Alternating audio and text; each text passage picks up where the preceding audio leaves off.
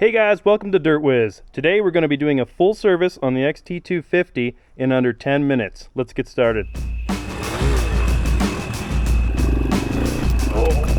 Oh yeah! Barely to give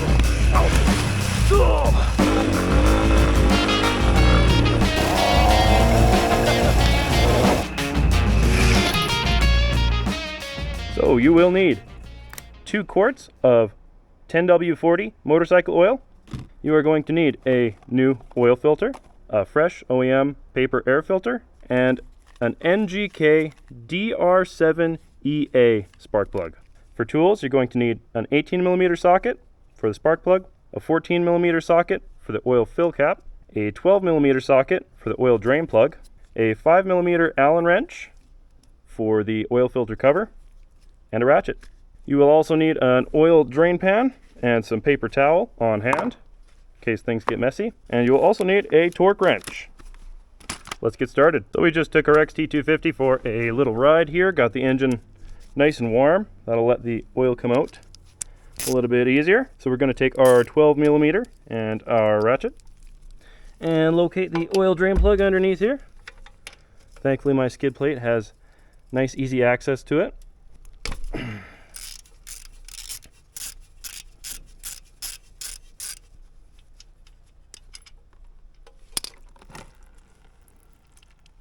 Now, depending on how long you took your test ride, this might be pretty hot, so exercise caution. I always recommend wearing gloves. Okay, we're going to set down our drain plug right there.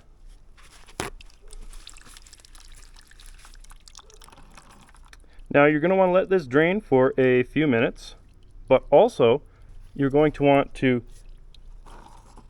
stand the bike upright a little bit so that the oil that is resting on the other side, the top of the engine, has a chance to flow down through the channels and come out. See how much more there was there? Thought it stopped, but no. There's still oil in there. So what I like to do is shake the bike back and forth just a little bit, or hold it mostly upright for a while until all of that oil comes out.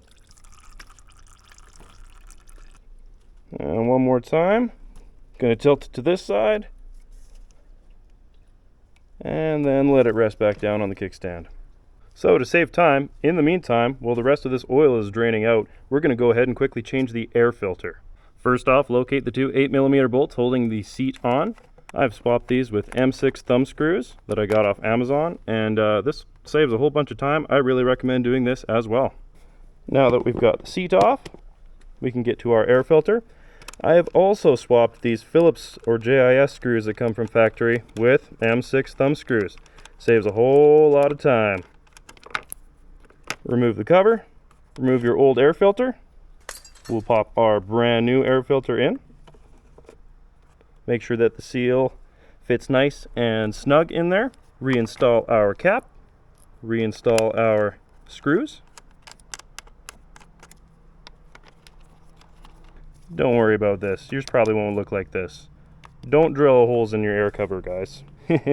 We'll touch on that in a different video though. Go ahead and reinstall your seat. Make sure the lip connects firmly up at the front here. Reinstall your 2 8mm bolts, or thumb screws in our case here. Perfect. Alright, so now that our oil's had a chance to drain, we did the air filter in the meantime, we're going to get the old oil filter out. We're going to use our Allen wrench, 5mm, loosen these bolts out. And be ready with a little bit of that paper towel that we got earlier, because some oil will leak out of here.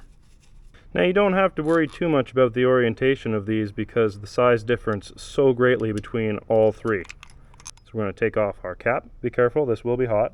You can sometimes pick it out of there, but I like to use one of the bolts to just gently lift the old oil filter out. And you can inspect it for particulate. This one actually looks pretty good. I did change this on my last oil change, and in the service manual it recommends 1 oil filter to every 2 oil changes, but as extra peace of mind, I usually just change it with every oil change anyway. Now I'm going to take some paper towel and just clean it out in there a little bit. It's also a good idea to inspect your little O-ring seals here. Make sure these don't pop out. Make sure they aren't dry or cracked or anything like that. And make sure to inspect the oil seal on your oil filter cap. Make sure it's not dry, cracked, anything like that. Mine looks pretty good, so I think we're good to go. Here we've got our brand new oil filter, looking nice and clean. We're going to pop that in so that the hollow point is facing out. It'll only go on one way because this little tab has to go inside the new oil filter anyways. So ensuring that your O-rings are all good to go, we can line up our cover. Short one goes up to the left. Just going to pop it on just finger tight so that it holds the cap there while I get the other ones in. Longest one is on the top right. And then our medium bolt here goes right on the bottom. So very important to note, do not over tighten these. From the Yamaha service manual, the torque spec is 7.2 foot-pounds. My torque wrench here that I have, the lowest it goes is 10. And even with a torque wrench like this, 10 might not even be accurate. So do not over tighten these. I made the mistake of doing that before and I ended up stripping out the threads from this bolt. And that was a nightmare to fix. We had to take the whole clutch cover off and drill it out and put a helicoil in. So lesson learned, do not over torque these. Remember, there is a rubber oil seal sealing this, so these do not have to be on here tight at all. That's why I usually just use an Allen key. Get them in just tight with the small end first, and then when I go to torque these, honestly, I just go about that much. It is not much. It does not have to be super tight. Yeah, that's honestly, I'm happy with that. That is good. Now, I recommend you do this with a torque wrench, but if you don't have access to one that reads in such low foot-pounds, I think 7.2 foot-pounds, that's 10 Newton meters. 7.2 foot-pounds is not a lot. That is why I use an Allen key for this. Not a ratchet, nothing else. Just an Allen key, and just go a little tiny bit of a turn past when they're snug. That's it. I forgot to mention earlier in stuff that we will need, you will want to use a new crush washer, a 12mm crush washer to be exact, every time you take off this drain plug. Just make sure everything's nice and clean as possible, and we are going to finger tighten our drain plug, just to make sure it does not cross thread into the bottom of the engine there. Alright, she's finger tight, and we are going to torque this to 15 foot-pounds.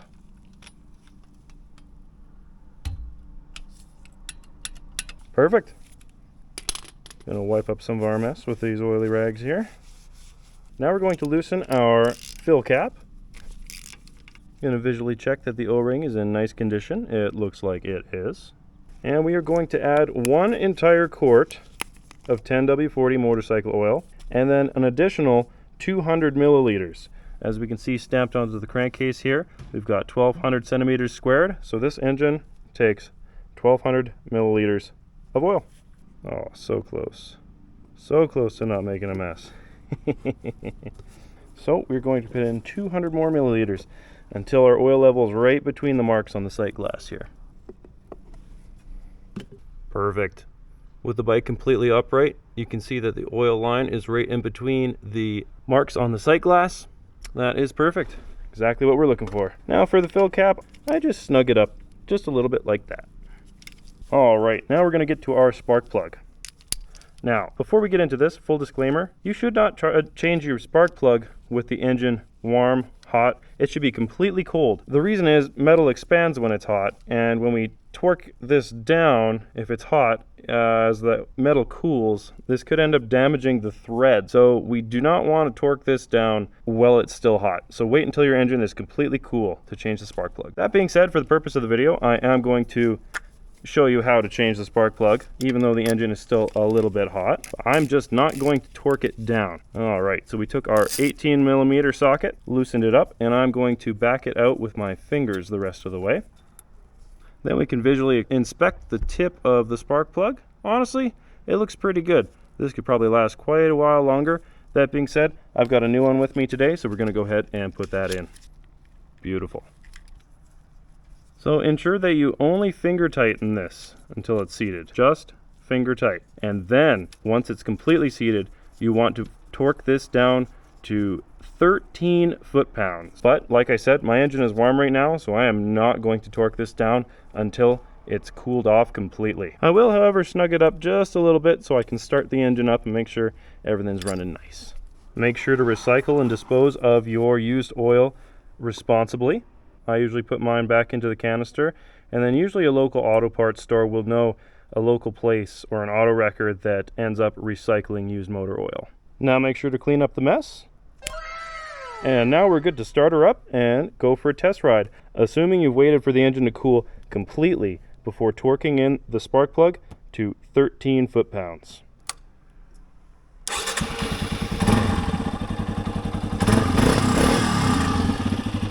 All right, she's good to go. If you like the video, please consider hitting the like and subscribe button. Really helps the channel out. And hopefully you found this video useful. If you did, let me know in the comments down below. And you guys have a fantastic rest of the day. Thanks for watching Dirtwiz. Peace.